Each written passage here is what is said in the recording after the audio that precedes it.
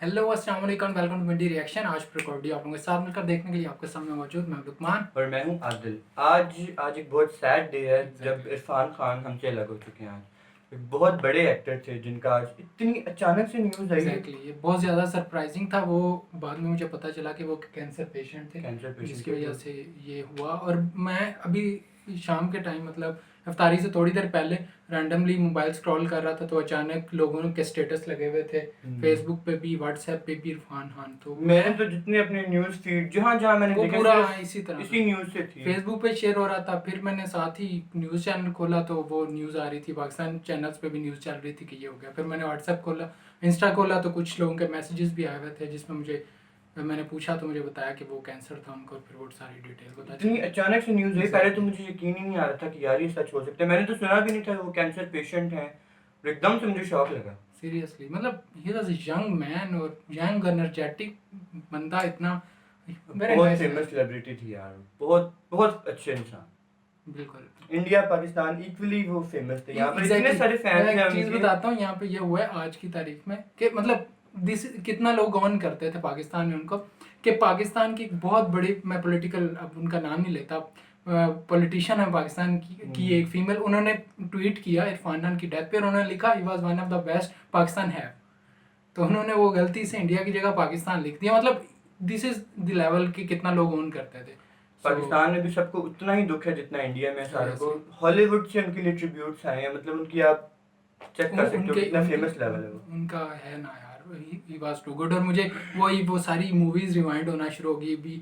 वो Hindi medium recently मैंने देखी थी, उसके अलावा वो नॉकआउट, वो बहुत बेहतरीन मूवी मुझे लगी थी। नॉकआउट काफी सारी मूवीज हैं, स्लमडॉग मिलियनेयर, लाइफ ऑफ सारी मूवीज दी हैं। बहुत सारी मूवीज थी और भी काफ़ी ज़्यादा जिनके नाम मेरे जहन में, लेकिन वो मूवीज़ घूम रही हैं। फिर अभी आते हुए जब मैं आ रहा था तो तब मैंने एक स्टेटस देखा, एक बंदे ने लगाया हुआ था, इरफान खान का एक डायलॉग था वो, जिसमें उसे आके पूछता है क्या साहब जाने दिया, कहता मोहब्बत थी इसलिए जाने दिया, जिद होती तो बाहों में होती।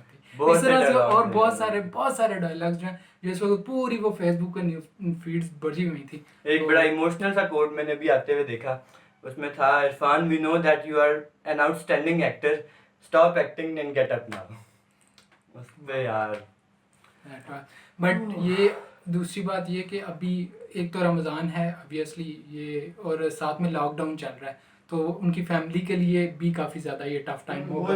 जयपुर में उनकी फैमिली ज़्यादातर रिलेटिव्स, तो वो जयपुर से मुंबई तक ट्रैवल भी नहीं कर सकते। और दूसरी बात गैदरिंग्स भी नहीं हो सकती। अब जो लोग जाना चाह रहे थे, एंड में पार्टिसिपेट करना चाह रहे थे, असल प्रॉब्लम है ये, जितने बॉलीवुड के एक्टर्स हैं मैंने देखी कुछ वीडियोस, वो सारे इसी बात पर अफसोस कर रहे हैं कि हम जा ही नहीं सकते। ये बहुत बड़ा भी एक सिचुएशन ऐसी बन गई। और ऑब्वियसली ये भी ज़रूरी है लोगों की सेफ्टी के लिए, बहुत बड़ी गैदरिंग्स होने भी नहीं दे सकती गवर्नमेंट, मजबूरी है सबकी। सो ये भी एक इशू है इस टाइम पे। बट तो आज हम जो वीडियो देखेंगे वो भी इसी टॉपिक से रिलेटेड है। इरफान खान की जर्नी देखेंगे हम, जयपुर से मुंबई तक वो कैसे उन्होंने अपनी लाइफ गुजारी, क्या उनकी लाइफ में हुआ। Let's see. हम काफ़ी मतलब वो इमोशनली बहुत ज़्यादा हमने लंबा कर दिया वीडियो को यहीं पे। सो लेट्स सी कि इस वीडियो में क्या है।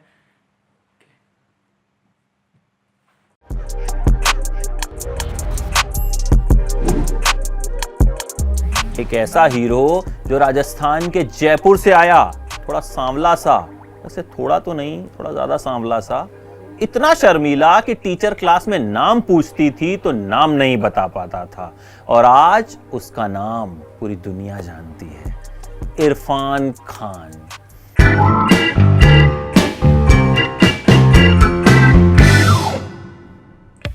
जयपुर में पैदा हुए थे इरफान। मम्मी चाहती थी कि लेक्चरर बने बेटा, कोई इज्जतदार काम करे, ये नौटंकी पटंकी नहीं करे। मतलब मम्मी फिल्मों को नौटंकी मानती थी, कहती थी कि बेटा पढ़ लिख कर कोई अच्छी सी नौकरी करना। पापा की टायर की दुकान थी, तो इरफान बच्चों को ट्यूशन पढ़ाते थे। पॉकेट मनी मिलती नहीं थी, 15 रुपए महीना मिलते थे, उसको जमा किया और खरीद ली एक साइकिल घुमक्कड़ी के लिए। लेकिन देखिए, मन में एक ही जो तूफान था वो उठता रहता था कि भैया मुझे ये सब तो करना है नहीं। क्लास में बैठते थे, समझ नहीं आता था कि टीचर क्या पढ़ा रही है, बस सुनते थे, लेकिन कुछ पता नहीं चलता था क्या पढ़ा रही है, क्यों पढ़ा रही है, हम क्यों पढ़ रहे हैं, कुछ नहीं। दिमाग में था कि कुछ अलग करना है, कुछ ऐसा करना है जो मन को शांति दे, मन को सुकून दे। देखिए इरफान को ना फिल्में देखने का चस्का लग गया। तो उस वक्त प्रेम प्रकाश थिएटर हुआ करता था, जो आज गोलचा के नाम से जाना जाता है। वहां दिलीप कुमार और नसीरुद्दीन शाह की फिल्में देखा करते थे। दिलीप कुमार की नया दौर उन्होंने वहां देखी और उसके बाद से तय कर लिया कि भाई एक्टर बनूंगा। तय तो कर लिया, लेकिन ना तो शक्ल थी ना पर्सनैलिटी। सोचा किसी को बताऊंगा तो बहुत मजाक उड़ेगा। होता है ना, दोस्तों को तुम बता दो कि भैया मैं तो हीरो बनना चाहता हूं, बहुत मजाक उड़ाते हैं। तो कुछ दिन तो किसी को बताया नहीं और फिर सोचा कि चल यार बता ही देते हैं। तो अपने एक बहुत खास दोस्त को बताया, बोला कि देख मजाक मत उड़ाइयो मेरा, मैं ना एक्टर बनना चाहता हूँ। अब दोस्त कब तक कंट्रोल करता, 2 दिन तो उसने कुछ नहीं कहा। उसके बाद ऐसा मजाक उड़ाया कि बेचारे इरफान भी जो हैं पछताने लग गए कि मैंने इसे क्यों बता दिया भैया कि मुझे हीरो बनना है।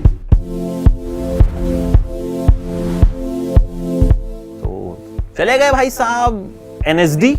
अब उनको पता था कि भाई जो एक्टिंग की जो राह है वो वहां से होकर जाती है। लेकिन मम्मी को बोल दिया झूठ। बोला मम्मी एक कोर्स करने जा रहा हूं, वापस आऊंगा तो देखना जयपुर यूनिवर्सिटी में लेक्चरर बन जाऊंगा। मम्मी भी खुश, बेटा दिल्ली जा रहा है, पढ़ेगा लिखेगा, बड़ी नौकरी करेगा जैसा मैं चाहती हूँ। अब NSD में आए, वहां भी झूठ बोला। NSD में एडमिशन के लिए ये जरूरी होता है कि आपने 10 नाटक कम से कम पहले किए हों। भाई साहब ने तो कुछ किया नहीं था, पर एडमिशन चाहिए था, बनना था हीरो। बोल दिया झूठ कि किए हैं भैया, 10 नाटक किए हैं। खैर एडमिशन मिल गया। अब इरफान जो थे ना, वो अपनी क्लास में कोई ब्राइट स्टूडेंट नहीं थे, थोड़े सांवले से थे, ज्यादा बात किसी से करते नहीं थे। तो सबको लगा कि यार ये लड़का कुछ खास इसके बस की है नहीं कुछ करना। लेकिन किसी को क्या पता था कि भाई आने वाले टाइम में बड़ा नाम करेगा। वहीं मुलाकात हुई शुतापा से, जो उनकी गर्लफ्रेंड बनी। शुतापा जो थी बेहद अच्छे परिवार से थी, तो जब भी अपने घर शुतापा ले जाती थी अपने दोस्तों को, तो वहां भी इरफान क्या करते थे, उनके भाई की लाइब्रेरी में जाके बैठ जाते थे। भैया गर्लफ्रेंड के घर गए हो, थोड़ा उसकी मम्मी से बातचीत करो, थोड़ा उनको पटाओ वटाओ, मक्खन लगाओ, लाइब्रेरी में घुस के बैठ गए। यार अब भाई इरफान है, हर चीज अलग तरह से करते हैं, तो ये भी उन्होंने अलग तरीका अपनाया। लेकिन जिस वक्त उनका NSD में एडमिशन हुआ ना, उसी साल उनके पापा इस दुनिया को छोड़कर चले गए।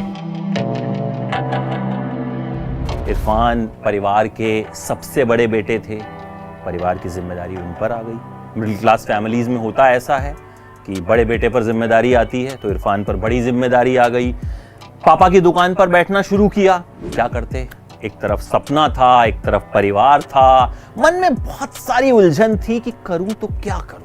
ऐसे में एक शख्स ने उनका साथ दिया, जिसकी वजह से इरफान जयपुर से निकलकर दिल्ली आए। शख्स थे इरफान के छोटे भाई।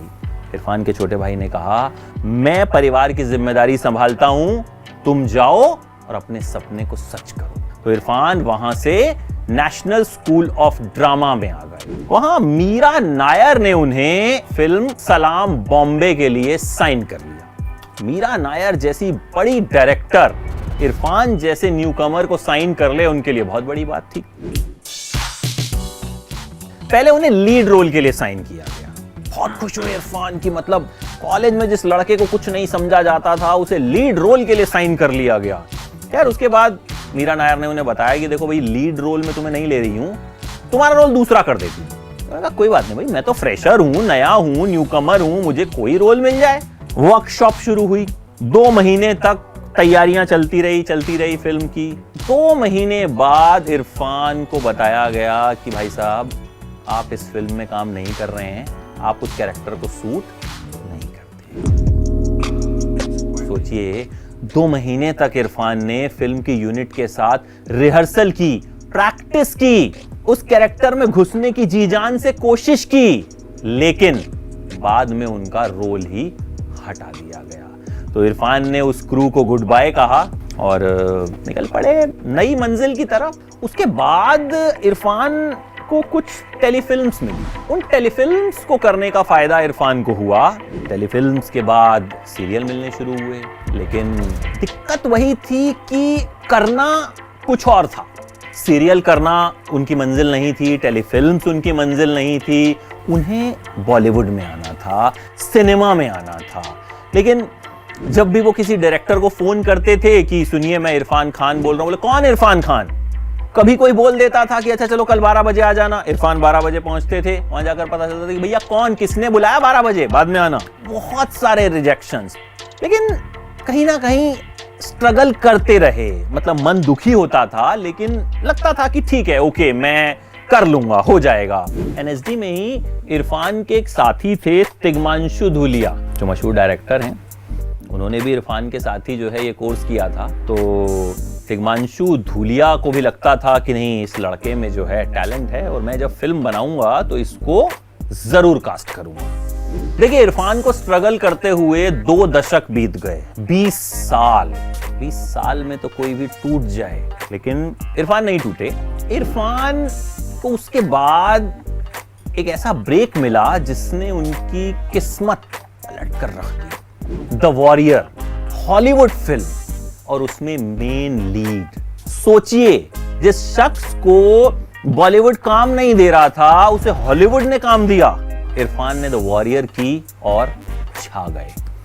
उसके बाद उन्होंने की हासिल, अपने दोस्त तिग्मांशु धूलिया की फिल्म में विलन के किरदार में थे। और उसके बाद तो सबने मान लिया कि भैया ये जो है कमाल का एक्टर है। एबीपी न्यूज आपको रखे आगे। बड़ी मजेदार जर्नी थी, 20 साल की स्ट्रगल। 20 साल की स्ट्रगल, दैट्स रियली। उसके बाद उन्हें कोई ब्रेक मिला, और फिर उसके साथ सारा वो फैमिली प्रेशर भी, ये तो इन्होंने इतना बताया। ऑब्वियसली मिडिल क्लास फैमिली में जब ऐसी सिचुएशन हो तो वो कंटिन्यूसली एक प्रेशर आता रहता है। बट ऑब्वियसली आपका अगर कोई ड्रीम है और आप कंसिस्टेंट हो, लगे हुए और डीट हो गए, तो ऑब्वियसली एक ना एक दिन आप, और बहुत बड़ा ब्रेक तो मतलब बॉलीवुड में काम नहीं मिल रहा और हॉलीवुड में directly. Wow, and he was a great actor, seriously. जितनी मूवीज हैं आप उठा के देख लें। वाज कहते हुए भी ना अजीब सा लगता है, पास्ट टेंस एकदम से नहीं यूज होता ये वाला। Seriously, so it is tough. He is the legend, वो हमेशा रहने वाली चीज। मतलब एक होता है ना एज फैक्टर, तो इंसान चलो कहता है कि ठीक है, मतलब एक एज होती है बंदे की। अब एक बंदा बिल्कुल यंग हो, पर्सनालिटी अपनी, वो मुझे जब एज पता चली 54 आई थिंक 53, तो वो देख के लगता तो नहीं कि बंदा 53 का है। वो देख के भी नहीं लगता। और दूसरी बात है, इतना सडन हो जाना एकदम। अगर पहले से ही माइंड बना हुआ होना कि यार ये या कोई प्रॉब्लम है ऐसी, फिर भी होते एकदम से न्यूज आई ना, जिसकी वजह से ज्यादा शॉक लगा ये। बिल्कुल। और ऊपर से हालात जो आजकल चल रहे हैं, कोई प्रोसीडिंग भी अटेंड नहीं कर सकता, ये और जरा सैड कर देने वाली बात। एग्जैक्टली। खैर, आप लोग इस बारे में अगर कुछ ऐड करना चाहें तो नीचे कमेंट करके बताएं। और आप लोगों की कौन सी फेवरेट मूवी थी इरफान खान की, या कौन सा ऐसा फेवरेट डायलॉग था जो आपको हमेशा याद रहेगा, तो नीचे कमेंट करके ज़रूर हमें बताएं। इसके अलावा कोई और वीडियो या कोई और बात आप शेयर करना चाहें तो नीचे कमेंट करें। See you guys in next video, till then take care. खुदा हाफिज़।